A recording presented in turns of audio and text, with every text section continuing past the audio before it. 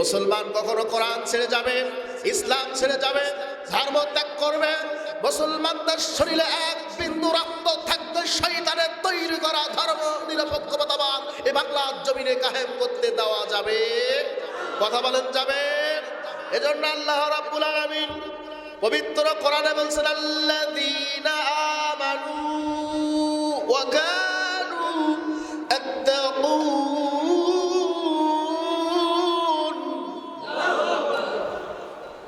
যারা আমানু ঈমান এনেছে,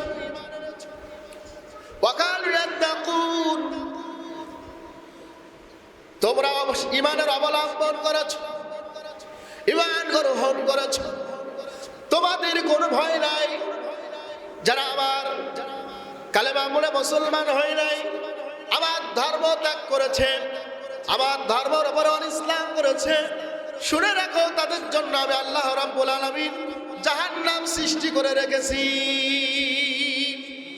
আবু সালে মুসা জঙ্গি রাহমাতুল্লাহ আলাইহি তিনি এই ভয়তে কেঁদে ফেলালেন, কেঁদে দিলেন যে আমি কি একটা কাজ করেছি।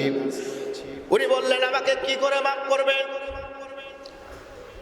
আব্দুল্লাহ সামি দেখলেন এই যুবক তো কোনো সাধারণ মানুষ না, তার ভিতরে ঈমান আছে, তার ভিতরে তাকওয়া আছে। সামান্য একটা ফল কামড় মেরে গিলি নাই, হলকনি পর্যন্ত যাবার আগে গলা চেপে আমি আব্দুল্লাহ সামির এসেছে।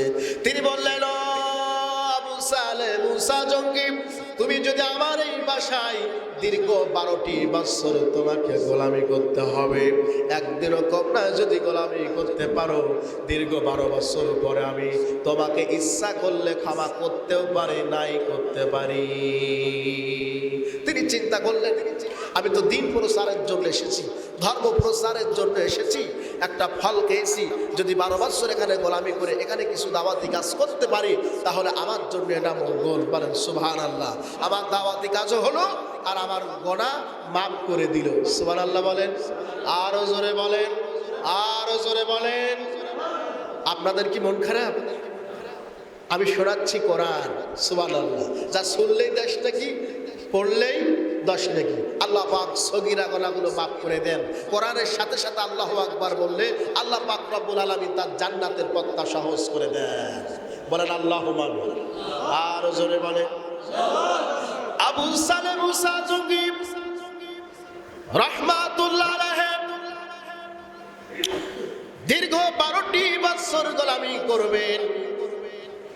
তার আশপাশের লোকগুলি চাকরগুলি বলতেছে, শোনো, আমরা এই চা বাগানে কাজ করি, আমরা এই আব্দুল্লাহ সামিরিন বাগান খেতে কাজ করি, আপেল বাগানে, আঙুর বাগানে কাজ করি, কমলার বাগানে চাষ করি, এরকম ফল আমরা এত পরিমাণ খেয়েছি, মালিক আমাদের কোনোদিন বকা দেয় নাই।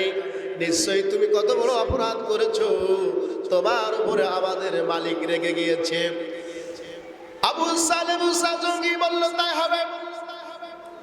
আপনারা যদি একটি ফলের কারণে যদি 12 বছর গোলামি খাটতে হয় তাহলে আমি গোলামি খাটবো। আমি এখানে কাজ থেকে শুরু করলাম, দীর্ঘ 12 বছর গোলামি করার পরে একটি দিন অপেক্ষা করে তিনি দীর্ঘ 12 বছর কাজ করেছেন। একবার আব্দুল্লাহ সামি রাহমাতুল্লাহ দেখতেছেন এই যুবক যখন এশারের নামাজ আদায় করে যায়, নামাজে দাঁড়িয়ে যায়, সারা রাত চোখের পানি ছেড়ে ছেড়ে আল্লাহর কাছে ক্ষমা চাই। তোমরা কি এই যুবককে লক্ষ্য করেছো? এই বাগানে যুবক পেয়েছি, এই যুবক তো কোনোদিন কোনো কাজে ফাঁকি দেয় নাই, কাজে বরকত আছে, কোনো কাজে ফাঁকি দেয় নাই। মন দিয়ে দিল দিয়ে এই যুবক সুন্দর করে কাজ করতেছে, তার কাজের ভিতরে কোনো ফাঁসা নাই। সুবহানাল্লাহ বলেন। কারণ কাজ একটা ইবাদত, কাজ ফাঁকি দেওয়া একটা কবিরা গুনাহ। রাসূল সাল্লাল্লাহু আলাইহি সাল্লাম বলেছেন, শ্রমিককে যদি তোমরা খাটায় নাও, শ্রমিকের গায়ের ঘাম শুকাবার আগে তুমি তার পাওনা মিটায়া দাও। কাজ করে যাও, কি হয়েছে? আজকে টাকা নিবা, 2 দিন পরে নিও। টাকা টাকা করে পাগল হচ্ছে কেন? আর কোনো কাজ পাও না খুঁজে? ন্যায্য কাজ করেছি, টাকার বেলায় পট্টান্টি, সামনে সপ্তাহে এসো, একবারে এসো। বলেন নাউজুবিল্লাহ। রাসূল সাল্লাল্লাহু আলাইহি সাল্লাম শ্রমিকদের আপ্যায়ন করতেন, ভালোবাসতেন, মহব্বত করতেন। সুবহানাল্লাহ বলেন। আপনি যত মহব্বত করবেন আপনার কাজের গতি তত বাড়বে, যত মহব্বত করবে না কাজের গতি বাড়বে। কথা বলেন বাড়বে। তাহলে আবু সালে মুসা জঙ্গি রাহমাতুল্লাহ আলাইহি গভীর রজনীতে চোখের পানি ছেড়ে কাঁদতেছে, আর আব্দুল্লাহ সামি দেখতেছে এই যুবক কত বড় তাকওয়াবান। আমার বাড়িতে সুন্দরী একটা যুবতী মেয়ে আছে, কোনোদিন তার দিকে তাকায় নাই। ঘরের ভিতরে বসে বসে এই যুবতী কোরআন তেলাওয়াত করতেছে। সুবহানাল্লাহ বলেন। কোনোদিন আমার এই ঘরের দিকে তাকায় নাই। আবু সালে মুসা জঙ্গি রাহমাতুল্লাহ আলাইহি দীর্ঘ 12টি বছর গোলামি তার শেষ হয়ে যাবে। একদিন আগের থেকে আনন্দ করতেছে, একদিন আগের থেকে তিনি শান্তি পাচ্ছে, প্রশান্তি পাচ্ছে, আনন্দ পাচ্ছে। তিনি বলতেছেন আলহামদুলিল্লাহ, আগামীকাল বেকসুর খালাস হয়ে যাবে, আগামীকালেই জেল থেকে মুক্তি হয়ে যাবে। যেদিন শুনি জেলখানার সম্বল, থালা বাটি কম্বল এছাড়া অন্য কিছু মেলে না, এছাড়া অন্য কিছু মেলে না। সকাল আর সন্ধ্যায় একটি রুটি দেয়, সকাল আর সন্ধ্যায় একটি রুটি দেয়, রুটি খেয়ে পেট মা ভরে না। আমি বন্দি কারাগারে, আমি বন্দি কারাগারে। বলেন মারহাবা। বন্দি কারাগার থেকে মুক্তি পাবেন।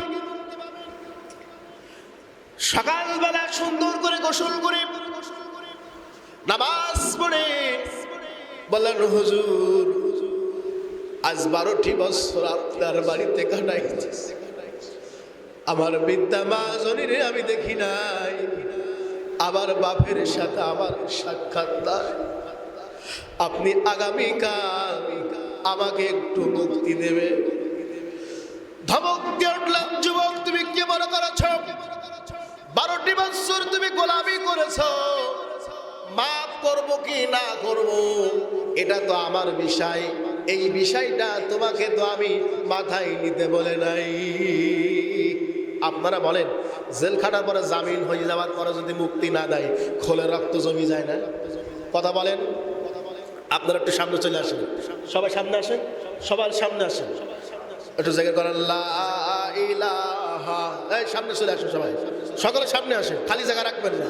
লা ইলাহা, লা ইলাহা। ভাই অদূত ভাই সামনে আসেন, আমার কাছে আসেন। লা ইলাহা ইল্লাল্লাহ, সামনের কথা সওয়াব বেশি। লা ইলাহা ইল্লাল্লাহ, লা ইলাহা।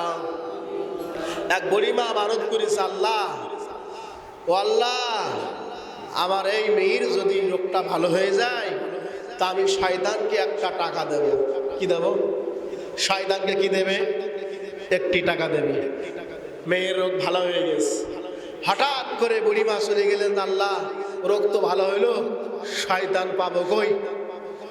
মুফতি সাহেবের কাছে গেছেন, মুফতি সাহেব বলতেছে দেখো শয়তান তো এমনি জায়গায় পাওয়া যায় না, শয়তান হচ্ছে একটা ভদ্র ক্লাসের, শয়তানকে যদি তুমি খুঁজতে যাও যে জায়গায় কোরআনের কথা হবে, যে জায়গায় ইসলামের কথা হবে, ওই জায়গায় শয়তান কান পেতে পুশুনি পেতে শোনে, ওইখানে যাও, দেখবা কিছু যুবক গল্প করবে, গুজব করবে, মাহফিলের আশপাশে বসে থাকবে ওত পেতে, ওখানে যে বলবা শয়তান এই নিয়ে একটা টাকা, তাহলে তোর হক আদায় হয়ে যাবে। সত্য বলিস, এক শয়তানের হাতে 1 টাকা দিচ্ছে, দেওয়ার পরে খুশি বাদাম কিনে খাতে খাতে আনন্দ করতেছে। কথা বলেন ঠিক কিনা? তাহলে এখানে কি শয়তান আছে? কথা বলেন আছে? শয়তান আছে? মসজিদের বাইরে আছে শয়তান, আছে সব জায়গায়, এখানে নাই। আছে কই? দেখাই দেন তো, আছে কই? শয়তান কই? নাই নাই। আমার ভাইরা, কোরআনের মাহফিলের কথাগুলো আল্লাহ সকলকে শোনার তৌফিক দেন না, এটা হচ্ছে হেদায়েতের বাণী। এটা আউলিয়া কেরামদের জীবনী, এটা ওলিদের জীবনী, এটা মুরব্বীদের জীবনী, যে জীবনীগুলো সুদ কান দিয়ে শুনলে ইসলামের প্রতি অনাবরত ভালোবাসা তৈরি হয়ে যায়। আবু সালেহ মুসা জঙ্গি রাহমাতুল্লাহ আলাইহি বললেন, মহারাজ আমাকে বেকসুর খালাস আপনি করে দেন। তিনি বললেন, দেখো 12টি বছর তুমি গোলামি করেছ, আমি তোমাকে মাফ করতে পারি না করতে পারে, তুমি যদি আমার শেষবারের মতো যদি কথাটা মেনে নাও তাহলে আমি তোমাকে বেকসুর খালাস আমি দান করে দেব। সুবহানাল্লাহ বলেন। 12টি বছর গোলামি শেষ হওয়ার পরে শেষ কথা হচ্ছে, আমার ঘরের ভিতরে একটি যুবতী মেয়ে আছে। প্রথম নাম্বার হচ্ছে সে অন্ধ, নাম্বার 2 সে কানে শোনে না, নাম্বার 3 আমার যুবতী মেয়েটা কোনোদিন ঘর থেকে বাইর হয় না। আপনারা বলেন, জেল খাটার পরে যখন এই খোড়ানোড়া মেয়ে দেবে, মাথায় কাজ করবে? তার খোলে রক্ত আপনারা জামাই দেবেন না? জেল খাটলাম, সব খাটলাম, আবার এত সুন্দর কানা খোড়া মেয়ে নেবো, আমার এই সুন্দর চেহারা, কথা বলেন ঠিক কিনা? আরো জোরে বলেন। উনি বললেন, চিন্তা করলেন, আল্লাহ আরো বড় ভরসা করে বললেন, আমার তো মূল উদ্দেশ্য গোনা থেকে মাফ করতে হবে, তওবা করে আমার জীবনের গোনা আমি মাফ করে নেব। কিন্তু এমন একটি সময় আমাকে দেওয়া হয়েছে, এই সময়ের ভিতরে আমাকে মাপ চেয়ে নিতে হবে।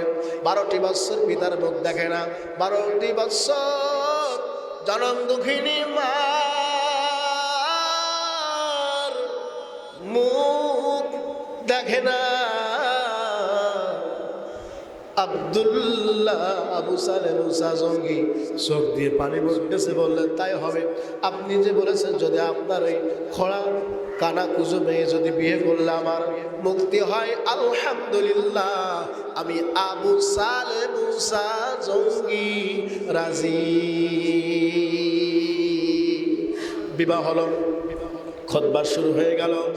বিবাহ হয়ে যাবার পরে তিনি এমন একটা ডাক দিয়ে ঘরের ভিতরে যাবেন।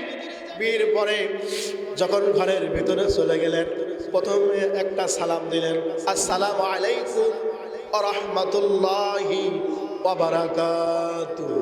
ঘরের থেকে যখন আওয়াজ আসছে, ওয়া আলাইকুমুস সালাম ওয়া রাহমাতুল্লাহি ওয়া বারাকাতুহু, আবু সালেহ মুসা ঘরের থেকে ফেঙ্কি দিয়ে দৌড়ে আসলেন। আপনি তো বললেন আপনার যে মেয়ে কানে শোনে না, চোখে দেখে না, হাঁটাচলা করতে পারে না, আমি ভুল করে মনে হয় অন্য ঘরে প্রবেশ করেছি, তার ভিতরে তাকওয়া আছে, ঈমান আছে, আউলিয়া করম সুবহানাল্লাহ বলেন, আরো জোরে বলেন, তাকওয়া আছে, ভীতি আছে, ভয় আছে, স্নেহ আছে, মমতা আছে, মহাব্বত আছে, আল্লাহর ভয় আছে। এই ভয়ের কারণে আবু সালেহ মুসা জঙ্গি দৌড়িয়ে আব্দুল্লাহ সামিরির কাছে চললেন। প্রথম সামসে বললেন, যুবক,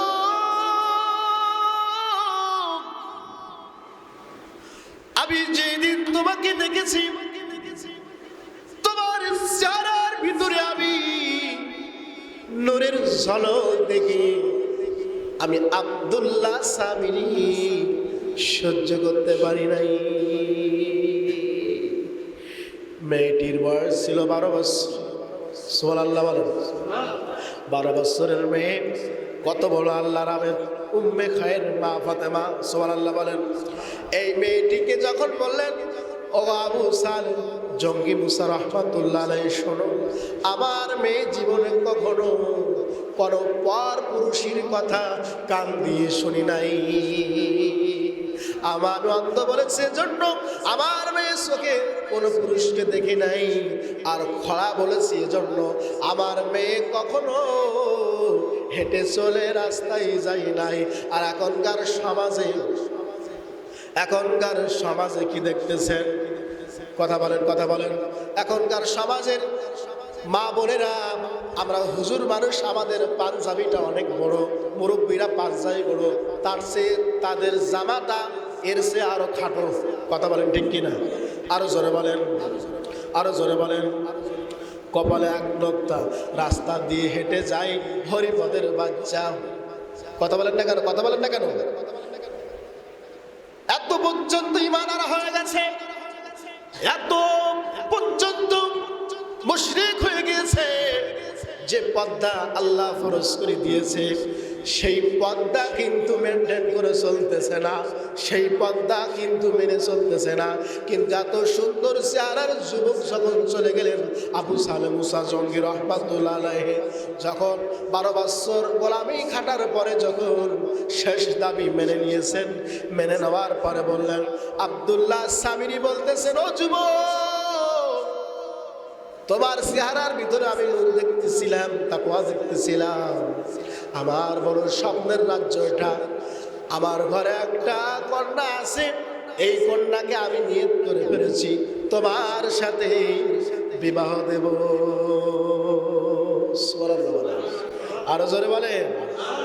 স্বামী আর স্ত্রী বানাইছে কোন স্ত্রী, এ বড় কঠিন জাদুকার। সুবহানাল্লাহ বলেন। পাক বাত্তরে ভেঙে বিয়ে ভেঙে যায়, যায় কি যায় না? কথা বলেন, যায় কি যায় না? আমার ভাইরা, আমার বন্ধুরা, একটু কান লাগান। বিবাহের পরে যখন বিবাহ হয়ে গেল, আমাদের সমাজের মাবুদরা দেখবেন কেমন ভাবে দুনিয়ার উপরে চলতেছে। কবরের একটা ভয় নাই। কবি বলছেন, পেট খালি পিঠ খালি, কপালে এক নোক্তা, রাস্তা দিয়ে হেঁটে যায় যেন হরিপদের বাচ্চা। কথা বলেন না কেন? আরো জোরে বলেন। সম্মানিত ভাইরা আমার, আজকের যে পয়েন্টটা আমি কথা বলতেছি, কত আবেদ ব্যক্তি ছিলেন আবু সালেহ মুসা জঙ্গি রহমাতুল্লাহ আলাইহি। এরপরে বিবাহ হয়ে যাওয়ার পরে দুজন দুই রাকাত করে নামাজ পড়ে অপরের দিকে তাকায়া বলতেছেন আলহামদুলিল্লাহ। আর সফর করলে বরকত দেন কে? আরো জোরে বলেন, আরো জোরে বলেন। আমাদের ভিতরে কি কোনো সফর আছে? আমাদের ভিতরে কোনো সফর নাই, আমাদের ভিতরে কোনো ধৈর্য নাই, আমাদের ভিতরে আছে সবসময় তাড়াহুড়া কাজ। কিন্তু আল্লাহ পাক রব্বুল আলামিন পর্দা সম্পর্কে কোরআনে কেন এত ফরজ করে দিয়েছেন, আয়াত নাজিল করেছেন।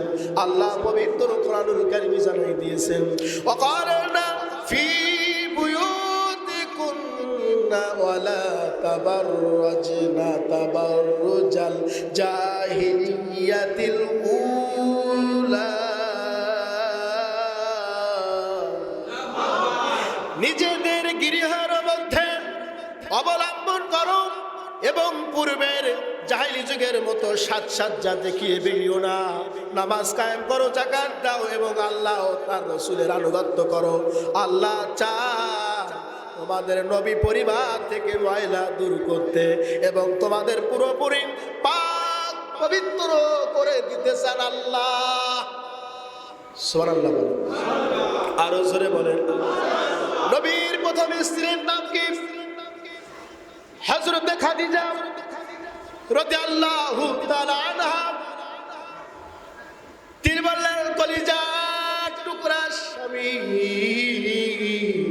আমি খাদিজা কবরে আযাব সহ্য করতে পারবো না। আমি খাদিজা দোজখের আযাব সহ্য করতে পারবো না। আমি খাদিজা জাহান্নামের ভয় আমি সহ্য করতে পারবো না।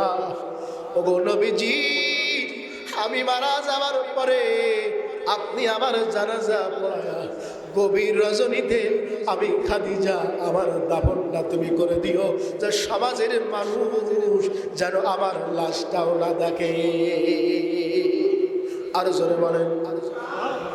কবি বলছেন, কবি বারবার বলে গিয়েছেন, আর আল্লাহ পবিত্র কোরআনে পর্দা সম্পর্কে বলে দিয়েছেন, তোমরা সাজসজ্জ দেখাও তোমাদের স্বামীকে। কাকে দেখাও? সুন্দর করে সেজে গুজে যদি তোমাদের স্বামীকে যদি দেখাতে পারো, যদি হাসতে যদি একটা মিষ্টি হাসি দে, যদি একটা দাঁত বেরিয়ে যায়, একটা দাঁত দেখা মাত্র 10টা করে দেখি আল্লাহ পাক রব্বুল আলামিন দান করে দেন। তাহলে সুন্দর করে সেজে কাকে দেখাতে হবে? পরপুরুষকে দেখানো যাবে। কথা বলেন যাবে? রাস্তার দিকে যায় ভানাও, আর এক ভানা বলে ভাই দেখছোস মাল একটা যাচ্ছে। কথা বলেন ঠিক কিনা? আপনি গুনাহগার হলেন, আমার আম্মা জানেরাও গুনাহগার হয়ে গেলেন। কথা বলেন ঠিক কিনা? এজন্য আল্লাহ কোরআন নাজিল করে দিয়ে বলছেন তোমাদের পর্দা করা মানে তোমাদের পাক পবিত্র করা। সুবহানাল্লাহ বলেন, আর জোরে বলেন সুবহানাল্লাহ। বললে বরকত দেন কে? আলহামদুলিল্লাহ বলে বরকত দেন কে? আল্লাহু আকবার বললে বরকত দেন কে?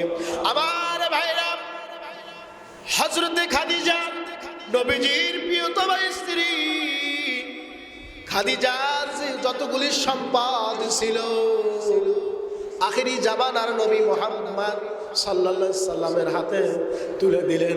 বলো আল্লাহর নবী, আমার এই সম্পদগুলি তুমি মানুষের কল্যাণের জন্য খরচ করে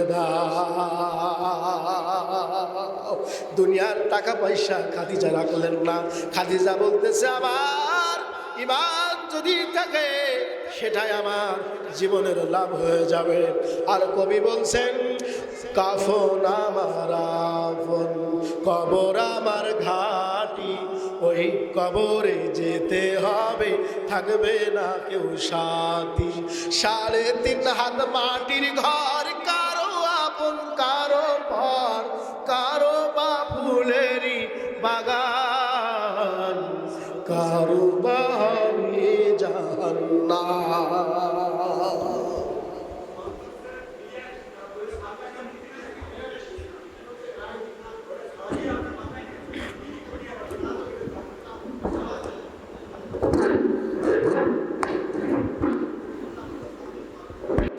কথা বলেন না কেন? সে আয়াতের কি শেষ আছে? শেষ নাই। শুরু আছে কিন্তু শেষ নেই। একবার একা শেষবারের মতন দেখি নাই। কথা বলেন ঠিক কিনা? আমার ভাইরা, নবীজি কবরের সামনে দাঁড়িয়ে আছেন, আল্লাহ সালাম জানাই দিলেন যে জান্নাতি। আর আবু যার গেফারি কবরকে বলতেছেন কবর তোর ভিতর আমি রাখবো আল্লাহর নবীর মেয়ে মা ফাতেমা কন্যা নবীর দলালি। সুবহানাল্লাহ বলেন। কবর চুপচাপ শুনতেছে। 2 নাম্বার প্রশ্ন তোর ভিতরে যাকে আমি রাখবো ইমাম হাসান ইমাম হুসাইন, গোটা পৃথিবীর যুবকদের সর্দারিনী, গোটা যুবকদের সুপারিশ করবেন যারা ইসলামের কাজ করে, দ্বীনের কাজ করে, ইসলামে আন্দোলন করে, ইসলামের পথে কাজ করে, এদের জন্য সুপারিশ করবে ইমাম হাসান হুসাইন। সুবহানাল্লাহ বলেন। নাম্বার 3, সমস্ত পৃথিবীর নারীদের সন্তানিনী হবেন কয়েকজন মহিলা সাহাবী, তার ভিতরে হযরতে মা ফাতেমা। সুবহানাল্লাহ বলেন। আরো জোরে বলেন। কবর থেকে আবু জারকে বাড়ি শোনো, আমি কবর নবীর মেয়েকে চিনি না, ইমাম হাসানকে চিনি না, মা ফাতেমাকে চিনি না, আমি কবর শুধু চিনি আমল। কথা বলেন ঠিক কিনা? কবর কি চেনেন? আপনারা চার দোকানে বসে বসে টিভি দেখতেছেন, চার দোকানে বসে বসে তাস খেলতেছেন, ক্যারাম বোর্ড করতেছেন, দোকানের পিছনে খেলতেছেন, অজানা নারীর দিকে তাকাচ্ছেন। এই গোনাগুলো সব জমা আছে, মরার পরে এর খেলা শুরু। কথা বলেন ঠিক কিনা? আরো জোরে বলেন। আবু সালেহ মুসা জঙ্গি বিবাহ করার পরে একটি বাচ্চা হলো। সেই আব্দুল্লাহ সামিরি বিয়ে দেওয়ার পরে কিছুদিন পরে রেহেমের ভিতরে একটি সন্তান গেলেন। কি গেলেন? জোরে বলেন। আরো জোরে বলেন। একটি সন্তান রেহেমের ভিতরে যখন চলে গেলেন, চলে যাওয়ার পরে এই রেহেমের ভিতরে যখন সন্তান চলে গেলেন, সন্তান যখন চলে গেলেন, যাবার পরে মা ফজরের নামাজের পরে কোরআন তেলাওয়াত করে কোরআন তেলাওয়াত যখন শুরু হয়ে যায়, পেটের ভিতরে ছোট্ট শিশু হযরত বড় পীর আব্দুল কাদির জিলানী রাহমাতুল্লাহ আলাইহি, উনি প্রথম যেদিন মাদ্রাসায় গেলেন, মক্তবে গেলেন, মক্তবে যাবার সাথে ওস্তাদের সামনে গেলেন। ওস্তাদের সামনে যখন গেলেন, ওস্তাদের সামনে যাবা মাত্র তিনি বলছেন, খোকা তুমি আসছো, তুমি আলিফ বাতা পড়ো? বলে হ্যাঁ। বলে হুজুর আলিফ বাতা তো আমার মুখস্থ, তুমি কি এর পরের পাটা? বলে তাও আমার মুখস্থ। এরপরে তুমি কি পারে? তাও আমার মুখস্থ। সব কিছু আমার মুখস্থ হয়ে গিয়েছে, আপনি একটু শুনতে চান? যুবকের দিকে তাকায়া বড় পীর আব্দুল কাদের তাকালেন, ওস্তাদ তাকায় দেখতেছেন এই যুবক সাধারণ যুবক নয়। বলেন হুজুর আপনি যদি অনুমতি দেন আমি সূরা ফাতিহা থেকে শুরু করে ক্বাদ আফলাহাল মুমিনুন পর্যন্ত বলে পড়ে দিতে পারি। আরো জোরে বলেন। উনি শুরু করলেন। শুরু করার পরে যখন শুরু করলেন, শুরুটা যখন হয়ে গেলেন, ওস্তাদের মাথা খারাপ হয়ে গেল। ওস্তাদ বলল, তুমি কিভাবে এই কোরআন মুখস্থ করেছো? তুমি কিভাবে এই কোরআন পড়েছো? আমি একটু শুনতে চাই। কবি একটা এই নদীতে একটা গজল লিখেছে, হাই বড় পীর আব্দুল কাদের জিলানী জিলানী, তোমারি নামের গুণে বাগদাদ শহর হলো দামি। হাই বড় পীর আব্দুল কাদের জিলানী জিলানী, তোমারি নামের গুণে বাগদাদ শহর হলো দামি। মা জননী কোরআন পড়ে গর্ভে রেখে সন্তান,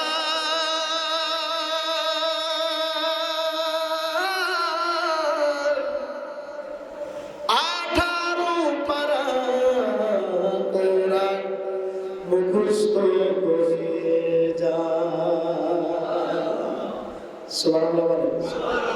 মা জননী পড়ে কুরআন গর্ভে রেখে সন্তান,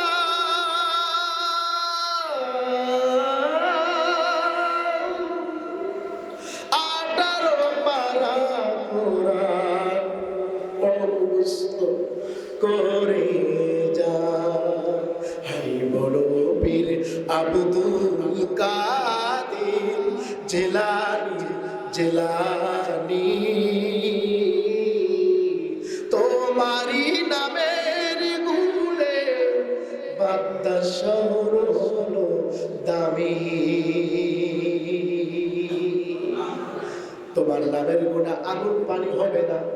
আগুন আল্লাহর পানি, আল্লাহ আল্লাহ ছাড়া আগুন পানি দিয়ে খেলা কেউ দেখাতে। আরো জোরে বলেন। এটাই কবি ভুল লেগেছে, আর যে লেগেছে সব ছবি আমরা একটু শেষ করে দেবো। তাওয়াজ দিয়ে দেন, ইয়া নবী সালাম, ইয়া হাবিব সালাম, সালামুল্লাহ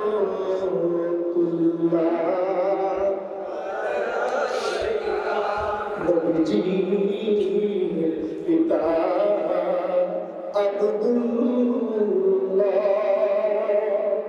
নবী করলেন।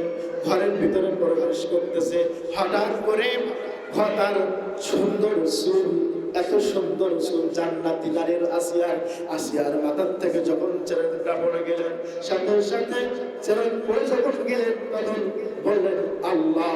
কি বললেন? ফেরাউন এসে হাজির। আসিয়া বলতেছে, আমি তোমাকে আল্লাহ তো বলি নাই, আল্লাহ বলছি আরশে আযমে যিনি আছে। কথা বলেন, কাকে আল্লাহ বলেছে? এই কথা শুনে ফেরাউন বলল, তুমি আমার স্ত্রী, তুমি যদি আমাকে রব হিসেবে না মানো, দুনিয়ার কোনো মানুষ আমাকে রব হিসেবে মানবে না। কাজে তোমাকে যদি না মানো আমাকে রব হিসেবে, তাহলে আমার খোদাগিরি থাকবে না। খোদাগিরি থাকবে, খোদাগিরি থাকবে। এটা সেকেন্ড হলো লা ইলাহা ইল্লাল্লাহ, লা ইলাহা লা ইলাহা ইল্লাল্লাহ। আসিয়া বলল আল্লাহর প্রেমে, ফেরাউন দিল কতই না জ্বালা। আসিয়া বলে জীবন গেল ছাড়বো না ইমানের কালেমা, লা ইলাহা লা ইলাহা। আসিয়া বললেন আমার স্বামী, আমি তো আল্লাহর প্রতি ঈমান নিয়েছি, আর আল্লাহ পাক রব্বুল আলামিন পবিত্র কোরআনুল কারীম জানাই দিয়েছেন, আহসিবান নাস আই তুরাকু আইয়াকুলু আমান্না আমান্না ওয়া হুম লা ইফতানুন।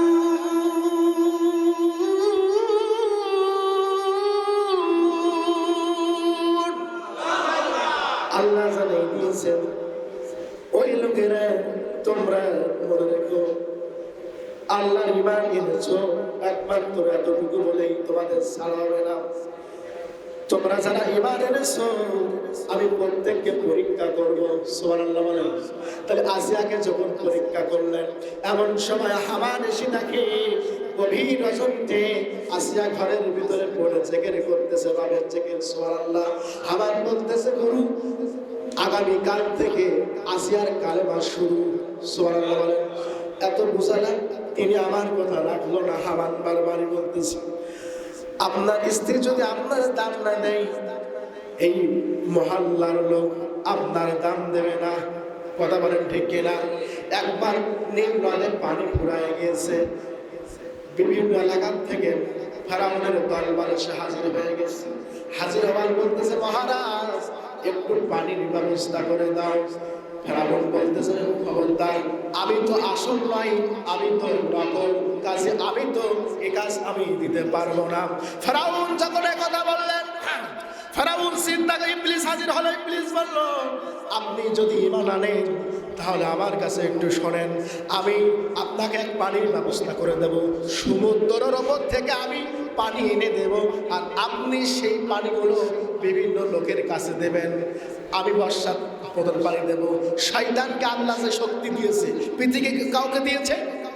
ইবলিসকে সে শক্তি দিয়েছে। ইবলিস তার উপরে পানি বোঝাই করে খেয়ে সমস্ত এলাকায় সবচেয়ে সাপ করে দিয়েছে। সাপ প্রথম দিন সিটপটাং হয়ে গেছে, ফুলকপি মারা গিয়েছে, নোনা পানিতে মাছ ভেসে উঠেছে। লোকজন চিন্তা করলো, আল্লাহ যে পানি দেয় তাতে ভিটামিন থাকে, এটা তো নোনা, এটা তো পেশা, নোনা পানি, কাজে পানি তো ফল ফসল বাঁচবে না। ফেরাউন চিন্তা করলো শয়তানের দ্বারা কাজ না। ফেরাউন চিন্তা করলো এই পৃথিবীর মালিক একমাত্র আল্লাহ, সেই আল্লাহর কাছে আমার মাথাটা নত করতে হবে। বলেন সুবহানাল্লাহ। গভীর রজনী, ফেরাউনের দুইটা পায়ে দড়ি বাঁধা, মাথাটা মাথার দিকে ঝুঁকাই দিয়েছে। মাথাটা ঝুঁকাই দেওয়ার পরে, মাথাটা যখন ঢুকাই দিয়েছে, মাথা ঢোকাবার সাথে সাথে ফেরাউনের রক্তগুলি মাথার থেকে, পা থেকে মাথায় চলে আসলো রক্ত। এই রক্ত মাথায় ঢোকাই গিয়েছে। বলে রাব্বুল আলামিন, আগামীকাল যদি তুমি পানি না দাও, আগামীকাল যদি তুমি পানির ব্যবস্থা না করো, আমি আগামীকাল এই জনগণ আমার রব হিসেবে মানবে না। এখন আপনারা বলেন, আল্লাহর যে ক্ষমতা, ফেরাউনের কি সেই ক্ষমতা? আরো চিল্লায় বলেন। আমার কিন্তু জ্বর, শরীর খারাপ, 10টা বাজবে মোনাজাত দিয়ে দেব।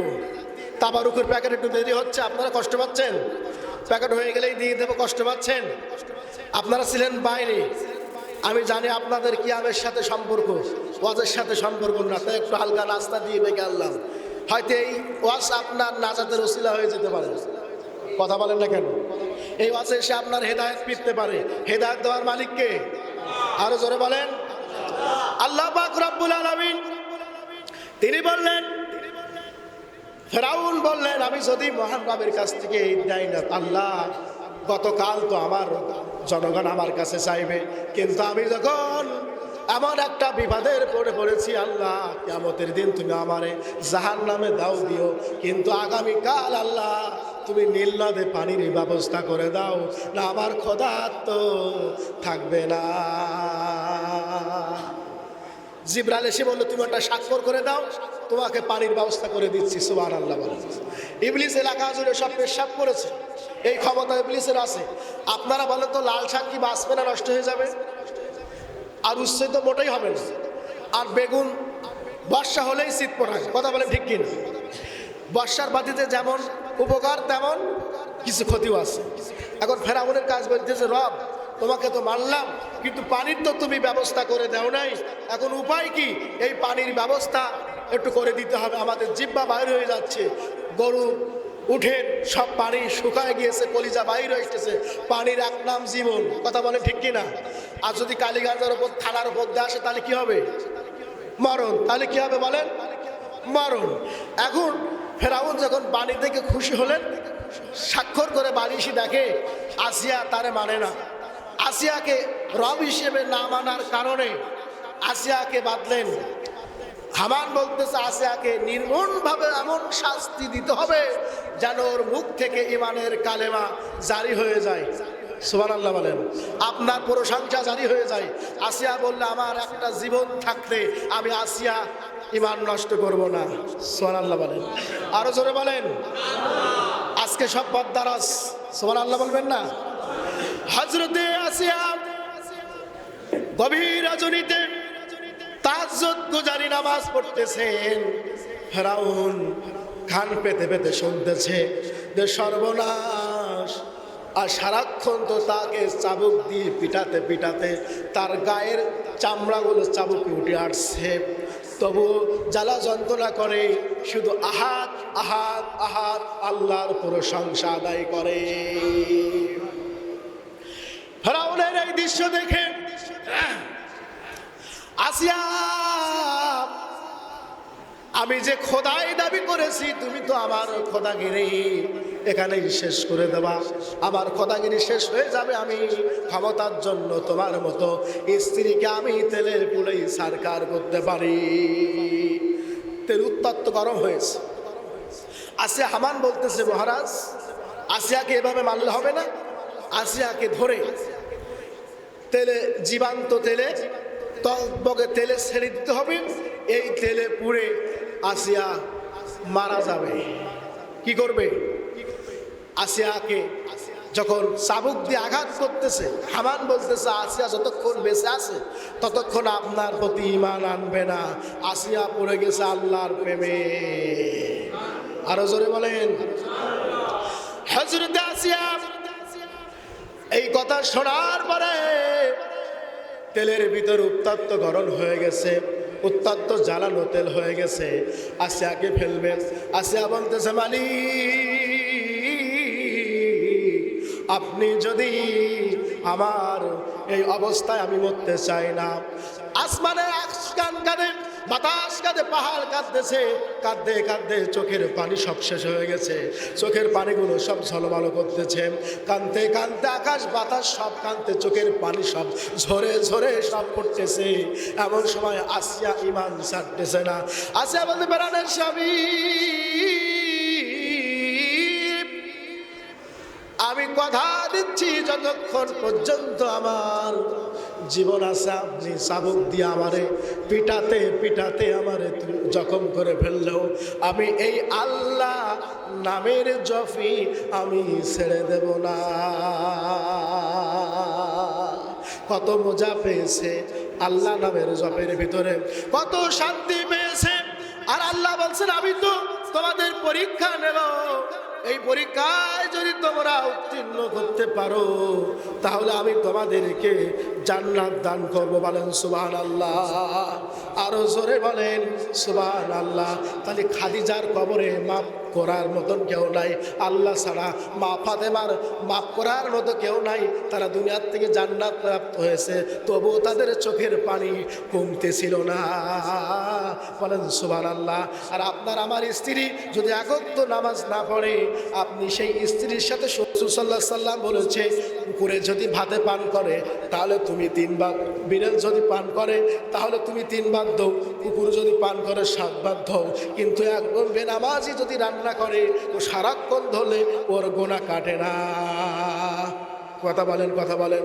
তাহলে আমরা আবু সালে মুসা একটা জঙ্গি রহমাতুল্লাহ একটা ফল খেয়ে 12 বছর গোলামি করার পরে একটা যুবতী মেয়ে পেল, ওই মেয়ের পেটে জন্ম নিল আব্দুল কাদের জিলানী রহমাতুল্লাহ আলাইহি। সুবহানাল্লাহ বলেন। আব্দুল কাদের জিলানী রহমাতুল্লাহ আলাইহি একটাই কাজ ছিল ধর্ম প্রচার করা, মানুষের কাছে কাছে তিনি ধর্ম প্রচার করতেন। সুবহানাল্লাহ বলেন। বড় পীর আব্দুল কাদের জিলানী রহমাতুল্লাহ আলাইহি ধর্ম প্রচার করতেন। কি প্রচার করতেন? ধর্ম প্রচার করতেন। তিনি ছিলেন একজন মৌলবী, আল্লাহর আবেদ বান্দা। সুবহানাল্লাহ বলেন, আরো জোরে বলেন। এই আবেদ বান্দা রাসূলুল্লাহকে দেখে চোখের পানির সামনে রাখতে পারলেন না। বহুবার নবীজি আপনার কবর মোবারক আমি দেখেছি, সালাম জারি করেছি, এবার আমি আব্দুল কাদের জিলানী রহমাতুল্লাহ আলাইহি আমি আপনাকে সরাসরি দেখব।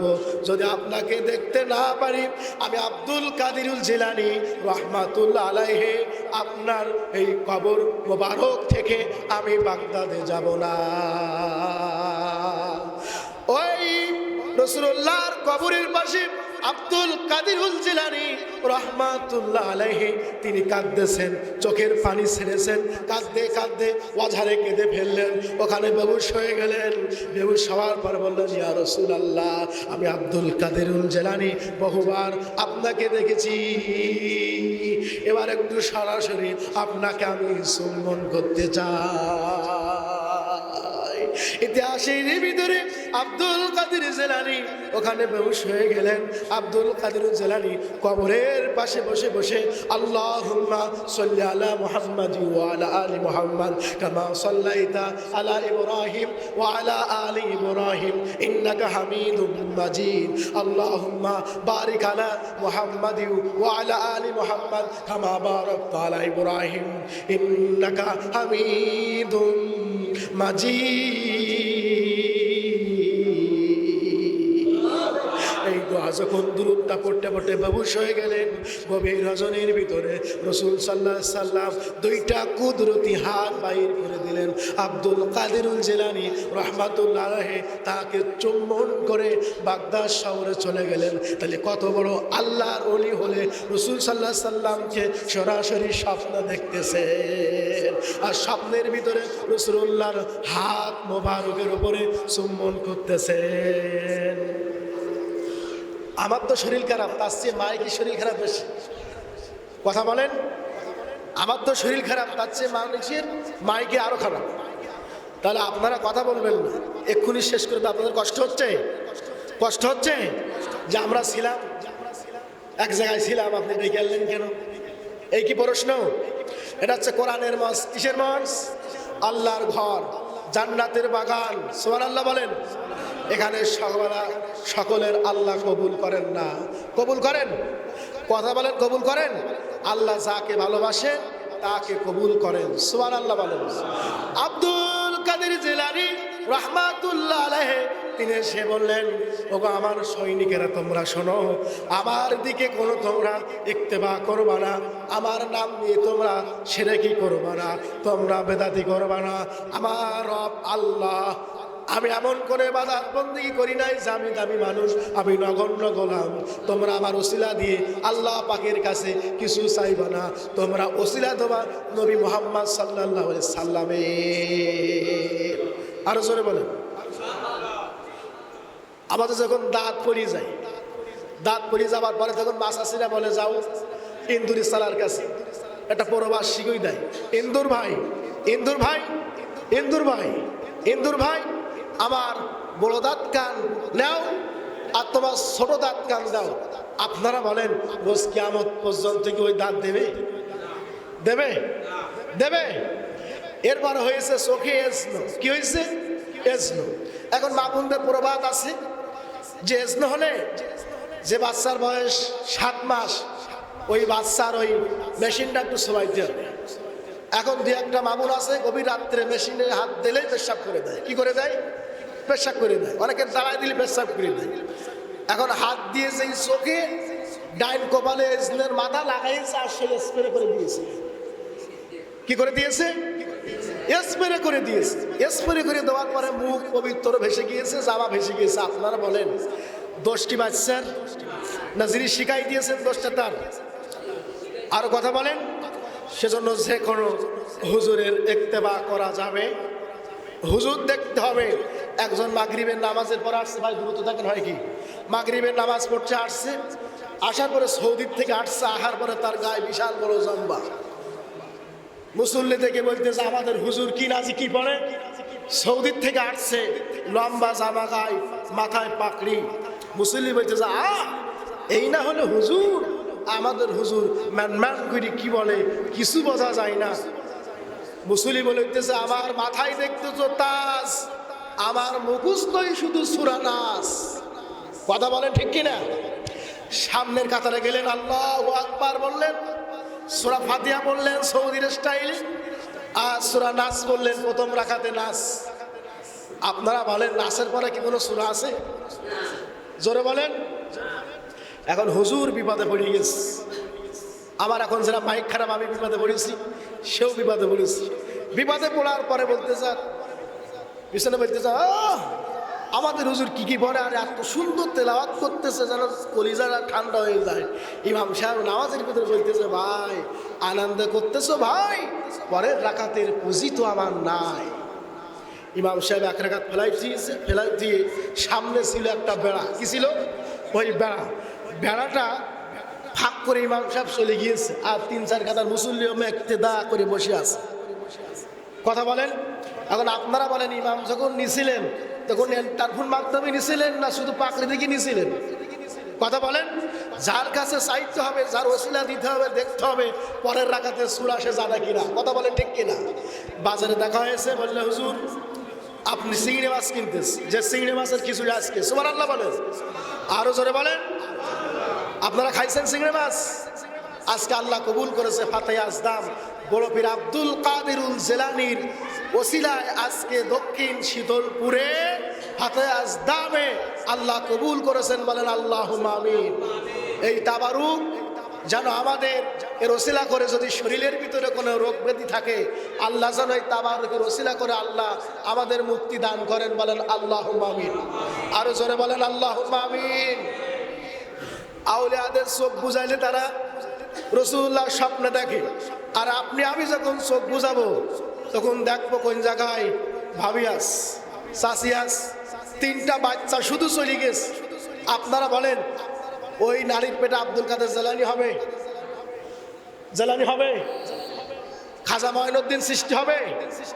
হবে বলেন? খান বাহাদুর আহসানুল্লাহ হবে? ওর পেটে হবে গাবতলির মাস্তান জিবজর। কথা বলেন ঠিক কিনা?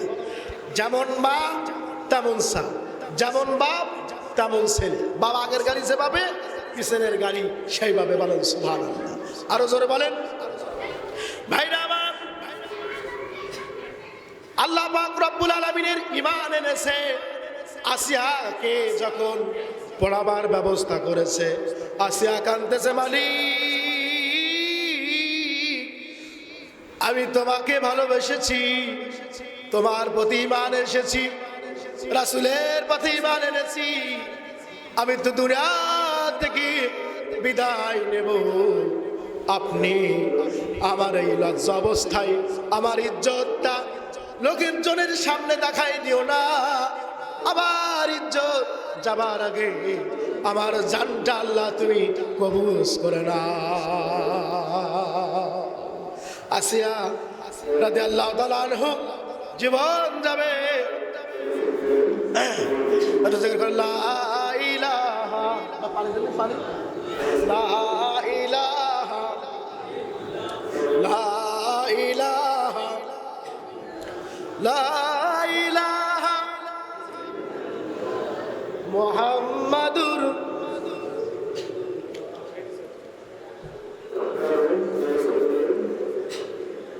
লা ইলাহা লা ইলাহা ইল্লাল্লাহ লা ইলাহা লা ইলাহা মুহাম্মাদুর চাবুক মারতে মারতে আসিয়াকে বেহুশ করে ফেলাইছে। আসিয়া ফরিদ করলেন, মালিক আমি তোমার পথে জীবন দেব, কিন্তু এই আমার ইজ্জতটা যাওয়ার আগে। আকাশ কাঁদতেছে, পাহাড় কাঁদতেছে, বাতাস কাঁদতেছে। আসিয়ার মর্মান্তিক মৃত্যুর ঘটনা দেখে আসিয়া চিৎকার করতেছে। আল্লাহর প্রতি ঈমান আনার পরে আসিয়া দুনিয়ার থেকে বিদায় নেবেন। বললেন, ও মালিক, ও পরওয়ারদিগার, এবং বেমুখ ভাবে তুমি আমাকে নিও না, তুমি আমাকে নিও। আমার তেলের কড়ার উপরে দেওয়ার আগে আল্লাহ তুমি আমার মউত, শহীদে মউত দান করে দাও। আসিয়া কাঁদতেছে, কাঁদতে কাঁদতে চোখের পানি ছেড়ে যাচ্ছে। আমার আল্লাহ রব্বুল আলামিন জিবরাইলকে বললেন, জিবরাইল জননীকে আমার জান্নাতি নারী আসিয়াকে তোমার তার হাতের ভিতরে আমার জান্নাতটা দেখা দাও। আসিয়ার পিঠে যত চাবুকের আঘাত করে, চাবুক দিয়ে আঘাত করে, গায়ের গোস্তগুলো উঠে যায়, গায়ের গোস্তগুলি পেশায় পেটে উঠে যায়। আসিয়া সেদিকে না থেকে এত নির্যাতন করতেছে যে নিষ্ঠুর ফেরাউন পর্যন্ত দয়া করতেছে, তবু আসিয়া ইমানের কলেমা ছেড়ে দেন নাই, ইমানের কলেমা পড়তেছে। পড়তে পড়তে আসিয়া জীবন ত্যাগ করবেন, তবুও জান্নাত দেখতেছে। আসিয়া জান্নাত দেখতেছে আর মিসকি মিসকি হাসি দিচ্ছে। জান্নাত তত দ্রুত আঘাত করতে করতে আসিয়াকে জমিন থেকে বিদায় করে দিয়েছে। সব হাওয়ান বলতেছে, মহারাজ আসিয়াকে এভাবে মারলে হবে না, আসিয়াকে গরম তেলের ভিতরে দিতে হবে। আর আসিয়া বলে, মালিক আমি মরবো, কিন্তু আগুনের কড়াই দিয়া এমন নির্মম ভাবে নির্যাতন দিয়া আমাকে উলাঙ্গ করে তেলের কড়াই যাবে। ও মালিক আমি এই চোখে সহ্য করতে পারবো না, তেলের কড়াই যাওয়ার আগে আল্লাহ তুমি আমার গানকে উঠাই নিয়ে না। মালাকুল মাউত আজরাইল আলাইহিস সালাতু ওয়াস সালাম আসিয়া কালেমা পড়া শেষ হয়ে গেলেন, আসিয়ার জানটা কবজ করে নিলেন। সুবহানাল্লাহ বলেন। তাহলে মা ফাতেমা রাদিয়াল্লাহু তাআলা আনহা জান্নাতি, নবীর মেয়ে, নবীর স্ত্রী খাদিজা জান্নাতি, আসিয়া জান্নাতি। কিন্তু আমরা আজ আমাদের মা বোনের যে অবস্থা চলতেছে, জামা কাপড় পরে, পর্দা পরে, থ্রি পিস পরে, বিভিন্ন বর্গা পরে, যাকাত ঠিক মতন আদায় হয় না, হয় কথা বলেন হয়, স্বামীজির মতন কুরবানি দেয় না। এই হিসাবগুলো কাল কিয়ামতের ময়দানে গলায় জড়িয়ে দেওয়া হবে। এ থেকে যদি বাঁচতে যাও, তোমার আল্লাহ মিম্মা রাযাকনাহুম ইউনফিকুন, আমি যে রিজেক দিয়েছি এই রিজেক থেকে তোমরা আল্লাহ রাস্তায় কিছু দান করে দাও। এই দানগুলো কাল কিয়ামতের ময়দানে তিনটি আরশ করা থাকবে। একটা হচ্ছে নেক সন্তান, আপনি যে বই প্রস্তাব দান করেছেন, সুবহানাল্লাহ বলেন। আর নিজে আছে যদি কোনো গাছ পুঁতে যান, একটা কল পুঁতে যান, এই সাদকাতুল জারিয়াগুলো আপনার কবরে কাজে লাগবে, মিজানে কাজে লাগবে, ফুলসিরাতে কাজে লাগবে, হাশরের ময়দানে কাজে লাগবে। সুবহানাল্লাহ বলেন। ঈসা রুহুল্লাহ যখন ঘর থেকে বাইর হইতেছেন, বাইর হওয়ার পরে দেখতেছেন একটা কবরে আগুন দাও দাও করে জ্বলতেছে। ঈসা রুহুল্লাহ ওই জমিনে সেজদায় পড়ে গেলেন, বললেন, মালিক সকালবেলা যখন যাচ্ছিলাম তখন কবরের ভিতরে কোনো আগুন জ্বলছিল না, আসরের পরে দেখতেছি ওই কবরে আগুন নিভাই গিয়েছে। জোরে বলেন সুবহানাল্লাহ, আরো জোরে বলেন।